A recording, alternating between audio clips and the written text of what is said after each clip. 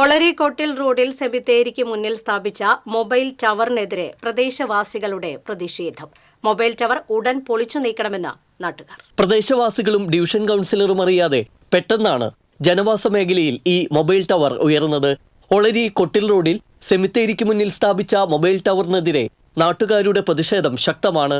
Division councillor Sreelal ശ്രീധറിന്റെ നേതൃത്വത്തിൽ നാട്ടുകാർ സ്ഥലത്ത് പ്രതിഷേധ സമരം നടത്തി. ഇവിടുത്തെ ഒരു പ്രത്യേകത എന്ന് പറഞ്ഞു കഴിഞ്ഞാൽ എല്ലാ വീടുകളും ഏകദേശം ഏറെക്കുറെ 5 സെന്റിൽ പരിധിക്കുള്ളിലാണ് ഓരോ വീടുകൾ നിലനിൽക്കുന്നത്.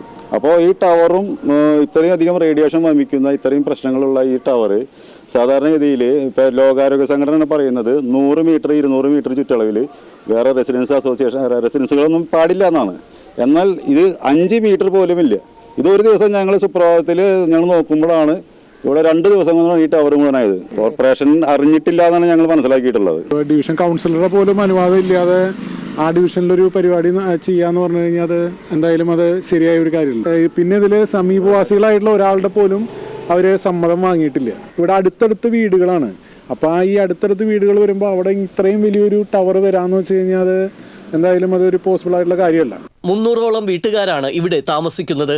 2 സ്കൂളുകൾ, അംഗൻവാടികൾ, മുസ്ലിം പള്ളി എന്നിവ സ്ഥിതി ചെയ്യുന്ന ഇവിടെ മൊബൈൽ ടവർ പ്രവർത്തിപ്പിക്കാൻ അനുവദിക്കില്ലെന്നാണ് നാട്ടുകാർ പറയുന്നത്. ഈ ടവറോടെ സ്ഥാപിക്കുമ്പോൾ പ്രാഥമികമായിട്ടുള്ള ഒരു കൺസ്ട്രക്ഷൻ സ്റ്റാൻഡേർഡ് പോലും ഇല്ലാതാണ് നിർമ്മിച്ചത്. കാരണം 3 ദിവസം കൊണ്ടാണ് ഇവിടെ ഒരു ടവർ ഇതുപോലെ വന്നത്. 150 അടിയിൽ കൂടുതൽ ഉയരമുള്ള ഈ ടവർ സ്ഥാപിക്കുമ്പോൾ ഏതൊരു കൺസ്ട്രക്ഷൻ ആണെങ്കിലും ഏറ്റവും കുറഞ്ഞ ഒരു കോൺക്രീറ്റ് നടത്തി കഴിഞ്ഞാൽ ഒരു 15 ദിവസം ക്യൂറിങ്ങിന് സമയം കൊടുക്കേണ്ടതുണ്ട്. അതുപോലും ഇല്ലാതെ ഈ 150 അടി കൂടുതൽ ഉയരമുള്ള ഈ ടവറോട് സ്ഥാപിച്ചിട്ട് മറിഞ്ഞു വീണാൽ പോലും അപകടം ഉണ്ടാകുന്ന ഒരു സംഭവമാണ്. ഇത് എയർടെലാണെന്ന് പറയുന്നു. പെട്ടെന്നൊരു ദിവസമാണ് ഇവിടെ ഒരു ഫൗണ്ടേഷൻ കണ്ടത്. ആ ഫൗണ്ടേഷൻ കണ്ട് ഞങ്ങൾ അന്വേഷിച്ച് വരുമ്പോഴേക്കും നെക്സ്റ്റ് ഡേ ടവർ പൊന്തി പ്രവർത്തനം ആരംഭിച്ചു എന്നാണ് പറയുന്നത്. എയർടെല്ലിൻ്റെയാണ് ടവർ. ഇവിടെയാണെങ്കിൽ ഇവിടെ അടുത്ത് തന്നെ ഒരു 2 സ്കൂളുണ്ട്. 50 മീറ്റർ പോലും ഇതില്ലാത്ത 2 സ്കൂളുണ്ട്. LKG മുതൽ 12ാം ക്ലാസ് വരെയുള്ള സ്റ്റുഡൻസാണ് അവിടെയുള്ളത്. അങ്ങനെ ജനനിബിഡമായ ഒരു സ്ഥലം തന്നെയാണ്.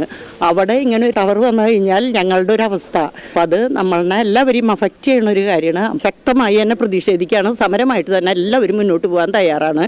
ഒളരിക്കര മൊബൈൽ ടവർ വിരുദ്ധ ആക്ഷൻ കൗൺസിൽ രൂപീകരിച്ച് ശക്തമായ സമരപരിപാടികളുമായി മുന്നോട്ടു പോകാനാണ് പ്രദേശവാസികളുടെ തീരുമാനം. ഒളരി സെമിത്തേരിക്ക് മുൻവശത്തായി സ്ഥാപിച്ചിട്ടുള്ള ഈ മൊബൈൽ ടവർ എത്രയും പെട്ടെന്ന് പൊളിച്ചു നീക്കണം എന്നതാണ് നാട്ടുകാരുടെ ആവശ്യം. അല്ലെങ്കിൽ ശക്തമായ സമരപരിപാടികളുമായി മുന്നോട്ടു പോകാനാണ് ഇവരുടെ നീക്കം. ക്യാമറമാൻ കൃഷ്ണകുമാർ കെ മലയിലിനൊപ്പം ശ്രീകേഷ് വെള്ളാനിക്കര, TCV ന്യൂസ്.